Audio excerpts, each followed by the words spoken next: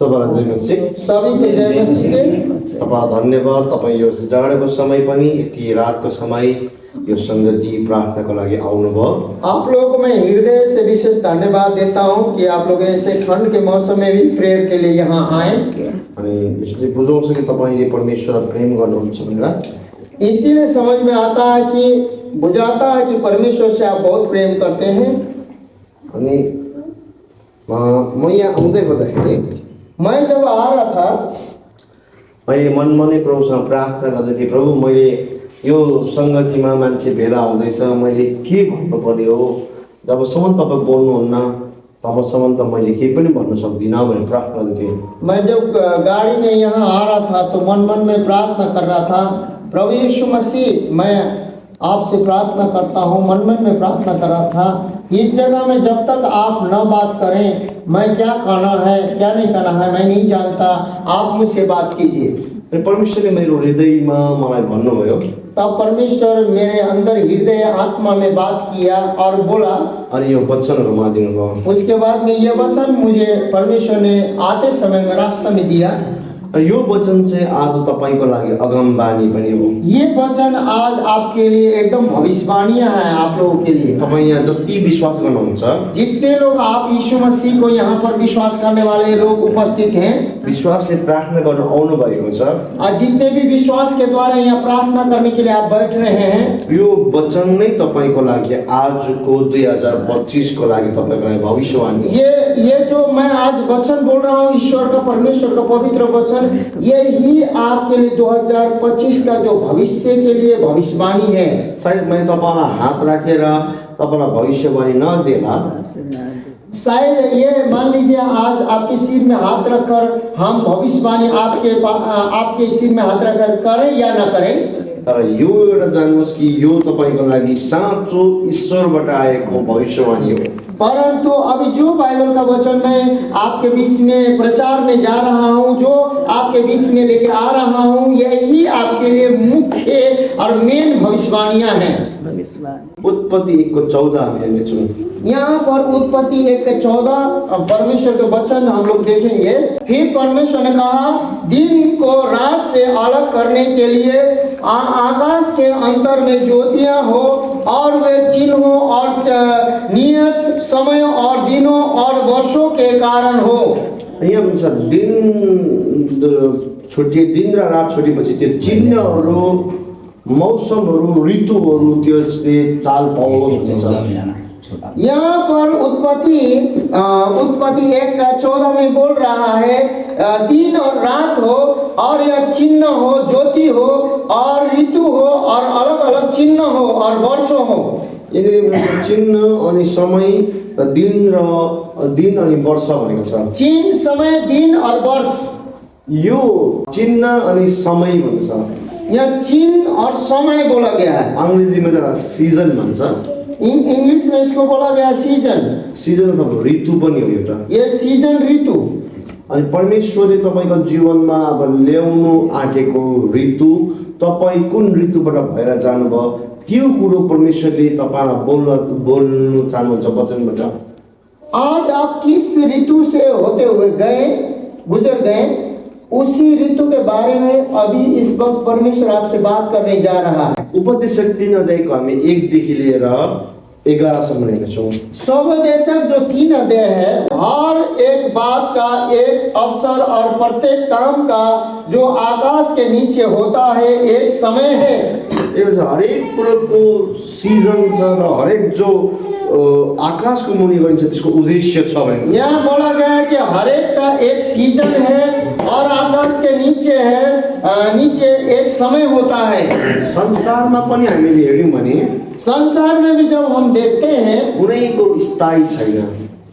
कोई भी जो भी कुछ हो वो स्थायी नहीं है, त्यो परिवर्तन हुन्छ। वो अस्थायी नहीं है, वो परिवर्तन होते रहता है, बदलते रहता है। प्राकृतिक संसारमा पनि परिवर्तन चाहिँ नियम हो।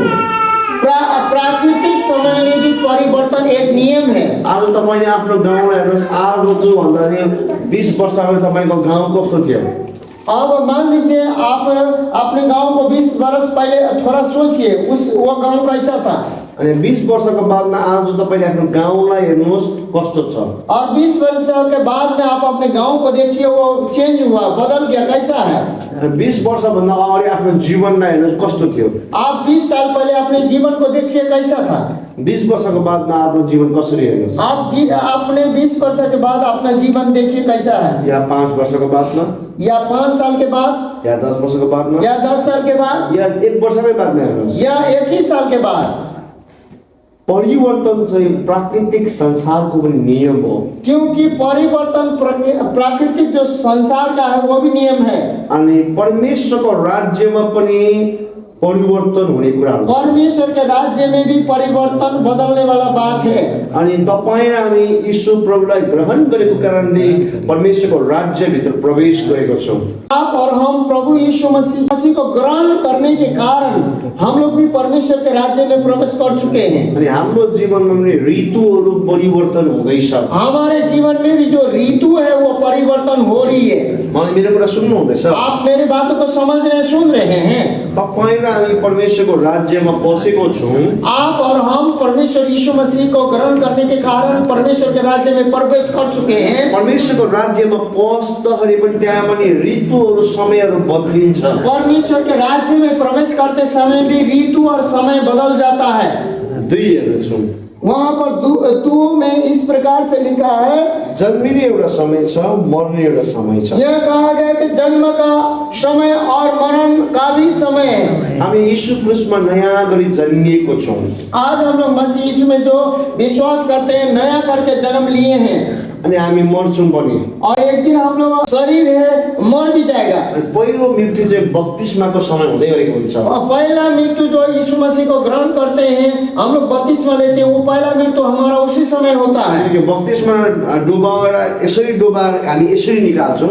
और बपतिस्मा ऐसा होता है जो एक व्यक्ति को पानी में ऐसे डुबाया जाता है और ऐसे खड़ा किया जाता है। हामी भन्छौँ कि यीशु क्रिस्टमा तिमीको मृत्यु भएर तिमी पुनरुत्थान भएको छ। अब हम लोग बपतिस्मा देते समय ये बोलते हैं कि तू यीशु मसीह में तेरा पाप, अपराध, अधर्म सब साथे में, बीमारी को रोग सभी मर गया, उसके बाद यीशु मसीह में तू जी उठा है। जसरी ख्रिस्ट तिमीलाई मर्नुभयो, जैसे मसीह यीशु तुम्हारे लिए मरा, अनि पुनरुत्थान भयो, उसके बाद पुनरुत्थान हुआ।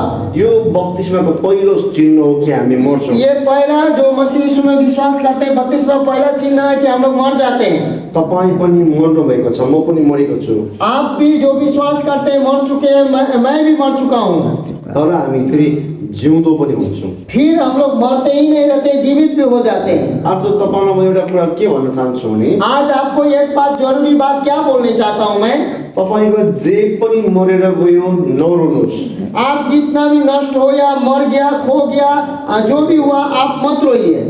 मरेको कुरामा नरोनुहोस्। आप मरे हुए चीजों में मत रहिए। सायद तपाईको सन्तानको कुराहरू हो, शायद आपका संतान के बाद क्यों न हो, स्वास्थ्य मर्यो, आपका स्वास्थ्य मर गया हो, नरोनुहोस्, मत रोइए, फेरि जन्मिन्छ। फिर जन्मेगा। मर्ने एउटा समय थियो भने, क्योंकि मरने का एक समय था, तो अब उत्पन्न हुने समय पनि परमेश्वर ल्याउनुहुन्छ। एक उत्पन्न होने का समय भी परमेश्वर ला रहा है। अब यहाँ अर्को हेर्नुहोस् त्यहाँनिर, यहाँ पर तो उसमें हम लोग पढ़ते हैं, उखाल्ने एउटा समय छ। यहाँ पर बोलता है बोने का समय और बोए हुए को उखाड़ने का भी समय है।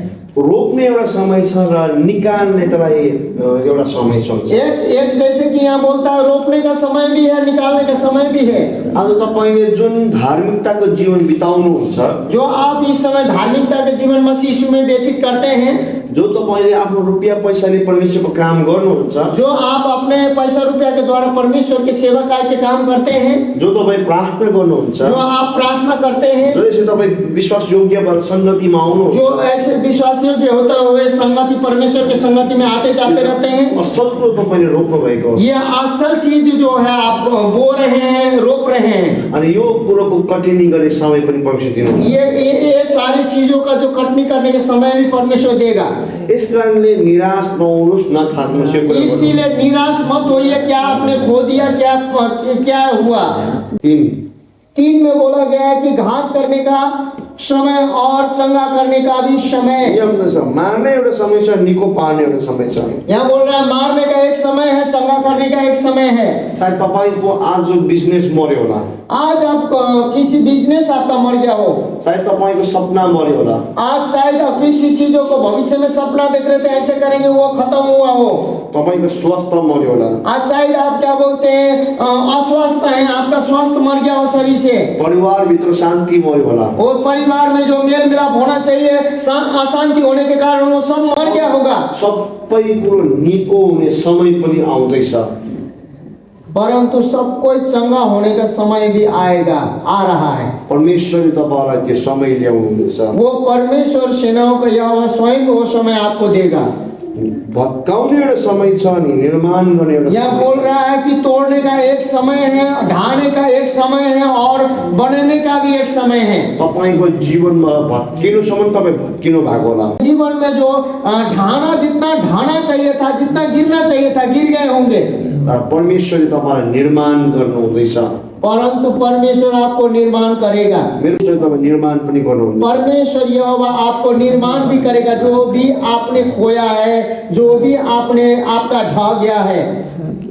रुने एउटा समय छ, अब एक रोने का भी एक समय है, तर हाँस्ने एउटा पनि समय एक छ। हंसने का भी एक समय है। तपाईँको जीवनमा रोनु भयो, थुप्रै कुरो तपाईँ रुनु भयो। आप मान लीजिए आपके जीवन में बहुत सी चीजों में आफत आई, विपत आई, खो दिया, आपने बहुत कुछ खो के रोया होगा, रोया। तर परमेश्वरको आनन्द, परमेश्वरको अनुग्रहले हाँस्ने समय तपाईँको लागि ल्याउँदैछ। परंतु अब परमेश्वर यहोवा के अनुग्रह कृपा में अब परमेश्वर में होकर हंसने वाला और खुशी मनाने वाला समय भी आ रहा है। विलाप गर्ने एउटा समय छ भन्छ। और एक जो विलाप करने का भी एक समय है, जो छाती पीटने का भी एक समय है, विलाप करने का भी एक समय है। तर नाच्ने पनि समय आउँदैछ तपाईँ। परंतु जो विलाप करके शोक में अपने मनों को विचलित करके बैठे हुए थे, वही परमेश्वर का यहोवा का अनुग्रह कृपा में अब नाचने लगेंगे। 5 पद हामी हेर्नेछौँ। अब 5 पद में इस प्रकार से लिखा है, पत्थर फेंकने का समय और पत्थर बटोरने का भी समय है। ढुङ्गा फाल्ने एउटा समय छ, ढुङ्गा बटुल्ने एउटा समय छ। एक जो पत्थर फेंकने का भी एक समय है और वैसे पत्थर को उठा के बटोरने भी एक समय है। ढुङ्गा फाल्नु भनेको हाम्रो हृदयको ढुङ्गा फाल्नु हो। आज पत्थर फेंकने का मतलब बाइबल कहता है कि तुम्हारे पत्थर के हृदय में से निकाल के फेंक दो। तर फेरि ढुङ्गा बटुल्नु भनेको चाहिँ अब फिर पत्थर बटोरने का मतलब त्यो चाहिँ ख्रिस्ट यीशुमा हामी अझै बलियो हुँदै जानु। वो ख्रिस्त यीशु मसीह जो कि वही एक पत्थर है, उसमें हमें मजबूत होना है, वो चट्टान है। पत्थर फेंकने का समय और पत्थर बटोरने का भी समय, गले लगाने का समय और गले लगाने के रुकने का भी समय है। यही भन्छ अङ्गालो हानेर एउटा समय छ अनि अङ्गालोबाट निक्लिने एउटा समय छ। एक गले लगाने का भी समय है और एक गले लगाकर हटने का भी एक समय है। हो पवित्रताको अङ्गालो, भाइचाराको अङ्गालो, मित्रको अङ्गालो, त्यो राम्रो कुरा हो। पवित्रता का गला लगाना, भाईचारा का गला लगाना, मित्रता का गला लगाना, ये गले लगाना ये अच्छी बात है। तर व्यभिचारको, अनुचित सम्बन्धको, पापको, मदपानको, झुटलाई गले लगाउनु चाहिँ यो चाहिँ खराब कुरा हो। क्योंकि नशखोरी, झूठ, लड़ाई झगड़ा, हत्या, ईर्ष्या, डहा, व्यभिचार, ये सब का गले लगाना ये सब पाप है। अनि यसबाट हामी निस्किनु पर्छ। इसमें भी यदि है तो इसको भी हमें छोड़ देना होगा। ढूंढने का समय और खो देने का भी समय। पाउने एउटा समय छ, हराउने एउटा समय छ। यह बोलता है पाने का एक समय है, खोने का एक समय है। अनि तपाईले कतिवटा कुरो हराउनु भयो होला। आपने बहुत सी चीजों को शायद खो दिया हो। शायद तपाईँको जीवनमा प्रार्थना हराउँदैछ होला। आप शायद मसीह है, प्रार्थना करने के लिए मन नहीं लगता, प्रार्थना आपका खो गया।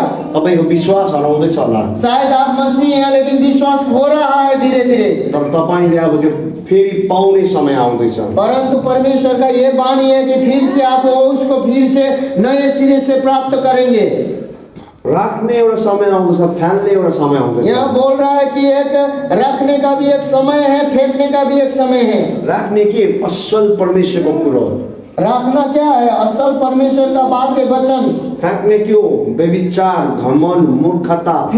फेंकना क्या है? व्यभिचार, घमंड, पाप, अपराध, अधर्म, ये सारी चीजों को फेंकना है। 7 फाड़ने का समय और सीने का भी समय है। च्यात्ने एउटा समय छ, सिउने एउटा समय छ भन्छ। एक जो फाड़ने का एक समय है और सीने का भी एक समय है। अब्राहम र लुत जब सँगसँगै थियो, अब्राहम और लूत जब साथ साथ थे, परमेश्वर अब्राहमसँग बोलेको छैन। तब तक अब्राहम से परमेश्वर नहीं बात किया। त्योभन्दा अगाडि अब्राहमसँग 12 चोटि परमेश्वर बोलिसक्यो। परमेश्वर जब लूत के साथ होने से पहले परमेश्वर अब्राहम से 12 बार बात कर चुका था। तर जब अब्राहम चाहिँ लुतसँग भयो, जब अब्राहम और लूत दोनों साथ रहने लगे, परमेश्वरको आवाज लुतले सुन्नु सक्यो। परमेश्वर का आवाज अब्राहम ने सुनना छोड़ दिया। लुतको अर्थ छेल्ने पर्दा हो। क्योंकि लूत का अर्थ है कि ऐसा जो दरवाजा में पर्दा लगता है तो ये उधर क्या है, झांक देता है, नहीं दिखाई देता। उसी प्रकार लूत का मतलब है कि एक पर्दा मतलब झांकने वाला सामान। र जसरी यो पर्दा हटाइन्छ या चेतिन्छ हामी देख्न सक्छौँ। जैसे मान लीजिए कि ये पर्दा ऐसे आप हंसकाएंगे तो अंदर दिखेगा कि क्या हो रहा, क्या है। तपाईँको जीवनमा पनि आज घमनको लुतहरू, व्यभिचारको लुतहरू या अनैतिक सम्बन्धको लुतहरू त्यसलाई च्यातिदिनुहोस् त्यो पर्दा। आज आपके जीवन में भी ऐसा परमेश्वर को पसंद न होने वाला पाप का हो, लोभ का हो, अपराध का हो, अधर्म का हो, व्यभिचार का हो, ऐसा लूत जो कि आप जो घमंड का हो, आप ऐसे पर्दा लगा के रखें, तो आज यीशु मसीह के नाम से उसको पूरी रीति से हटा दीजिए, उसको फाड़ के फेंक दीजिए। अनि सिउनु भन्ने सबैले। उसके बाद फाड़ने के बाद यहाँ सीने का भी बात आ रही है। सिउनु भनेको चाहिँ के भने तपाईसँग परमेश्वरको सम्बन्ध ठीक गर्नु। क्योंकि सीने का मतलब है कि आप और हमारा अपवित्रता, अधार्मिकता से निकलने के बाद पवित्र परमेश्वर के साथ सही संबंध रखने को यहाँ कह रहा है। यहाँ भन्दैछ बोल्ने एउटा समय छ, चुप लाग्ने एउटा समय छ। यहाँ कह रहा है कि एक बोलने का भी समय है, चुप रहने का भी समय है। म एउटा अगमवक्ता भएर भने मान्छेको डिमान्ड छ कि भविष्यवाणी गरिदिनै पर्ने उनीहरूलाई। मैं एक भविष्यवक्ता होने के कारण उन लोगों का मांग है कि मैं उनके लिए भविष्यवाणी कर दूं। उनीहरूलाई याद छैन जबसम्म परमेश्वर बोल्दैन तबसम्म भविष्यवाणी आउँदैन। उन लोगों को पता ये नहीं है कि जब तक परमेश्वर भविष्यवक्ता के साथ बात नहीं करे तब तक भविष्यवाणी वो बोल नहीं सकता है।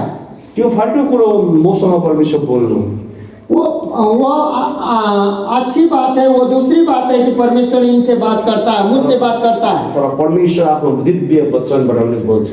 परंतु परमेश्वर आपके साथ स्वयं अपना बाइबल का दिव्य वचन से भी बात करेगा। अनि यो चाहिँ नसुनेर खालि अगमबानी मात्रै सुन्नु।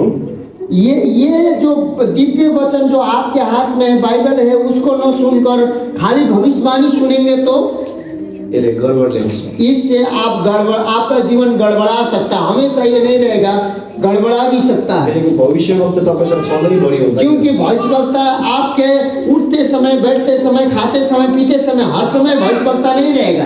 हरेक समय वचन तपाईँको साथमा हुन्छ। परंतु हरेक समय जो बाइबल है आपके साथ 24 घंटा रहेगा। अनि यसकारणले चुप लाग्ने एउटा समय छ। जब मान्छेले मलाई डिमान्ड गर्छ अगमबानी गरिदिनु, मलाई पनि हो अगमबानी आओस्, मान्छेले मबाट अगमबानी सुनोस्, मान्छेले म परमेश्वरको दास हो चिनोस् भनेर भन्ने परीक्षा आउँछ। मेरे जीवन में भी ऐसा आता है। हम एक भविष्यवक्ता हूँ, लोग पहचान नहीं पाए और मसीह का आदमी भी भविष्यवाणी करता है, बोलने मेरा भी पहचान, मुझे भी ऊंचा उठाने का मन करता है, मुझे भी ऐसा मन है। परंतु परमेश्वरले हुन्छ चुप लाग। परंतु परमेश्वर बोलता मुझे भी चुप रहो, ये सब नहीं बोलना है, चुप रहो।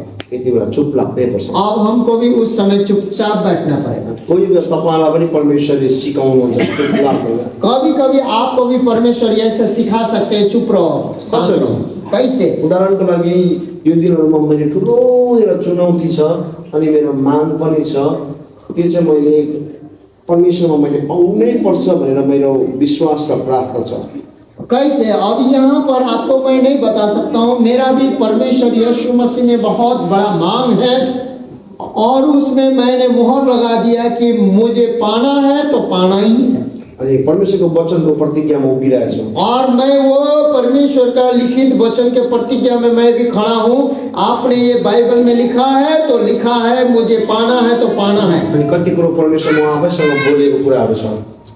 कि कितना जो बातें परमेश्वर मेरे सामने सामने बातें किया वो बातें भी है, त्यो सबैलाई पक्रेर म खडा छु और सारे बातों को मैं सुनकर जो पकड़ के मैं भी खड़ा हूँ, र मलाई याद छैन कसरी हुन्छ, परंतु ये कैसे होगा मुझे भी मालूम नहीं है, कहाँबाट आउँछ मलाई याद छैन, ये कहाँ से उपाय किया जाएगा ये भी मुझे मालूम नहीं है, कहाँबाट निर्माण हुन्छ त्यो अब के हो? कहाँ से निर्माण होगा ये भी मुझे मालूम नहीं है। अनि मान्छेले सोध्छ कहाँबाट हुन्छ, कति हुँदैछ, अब व्यक्ति लोग पूछते हैं कहाँ तक हुआ, कैसे हो गया, कहाँ तक हुआ, बोलिए, ऐसे मुझे सवाल कर रहे हैं, म चुप भएर बस्छु। परंतु मैं चुपचाप से रहता हूँ। किन?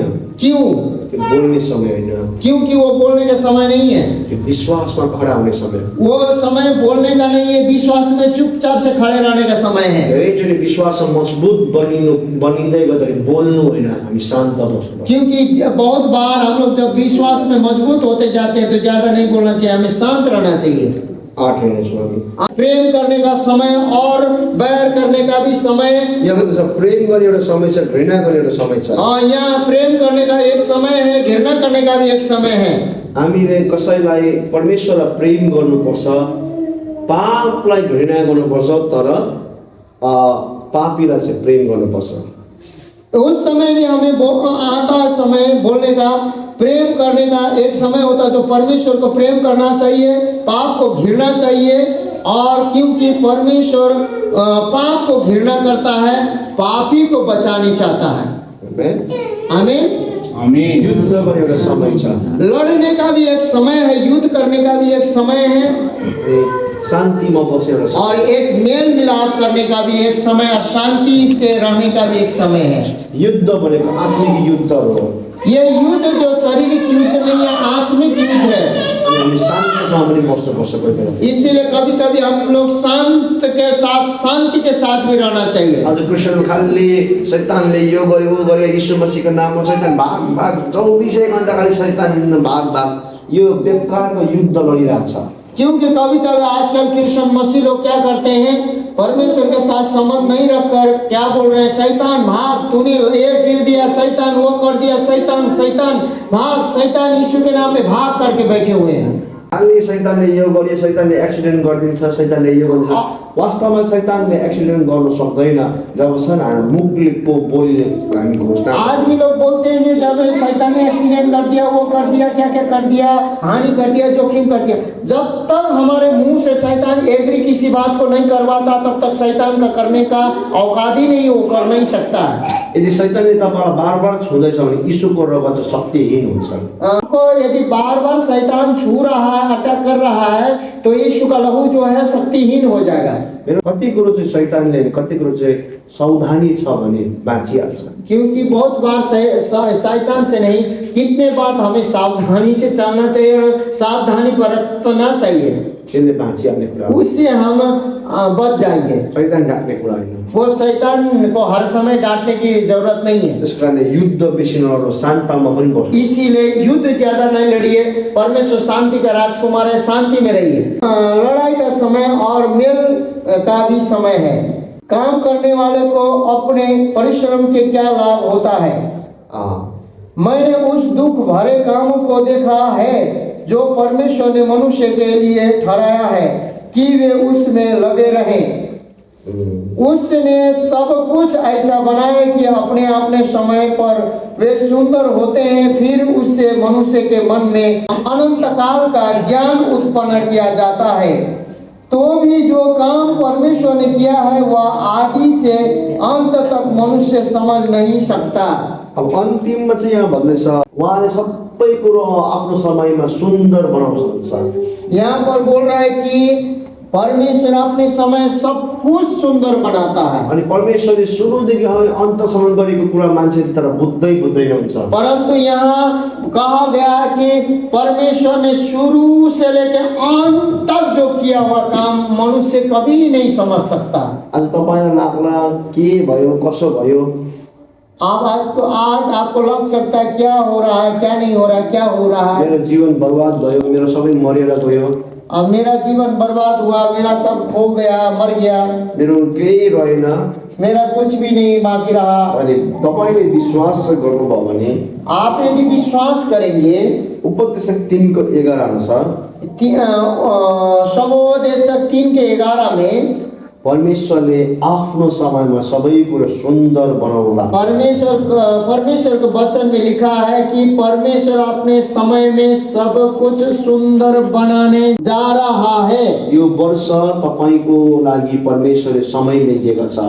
ये साल परमेश्वर आपके लिए सुंदरता का समय रख दिया है। सुन्दर हुने समय आएको छ। सुंदर बनने वाला और सुंदर होने वाला समय आ गया है। मैले एउटा स्वर्गदूतको पखेटा देखेछु अनि परमेश्वरले विशेष गरी यहाँ हुनेहरूलाई भन्नुहुँदैछ, अब सजिने बनिने समय आएको छ, जसले पक्रिन्छ पक्रोस् प्रभु भन्नुहुँदैछ।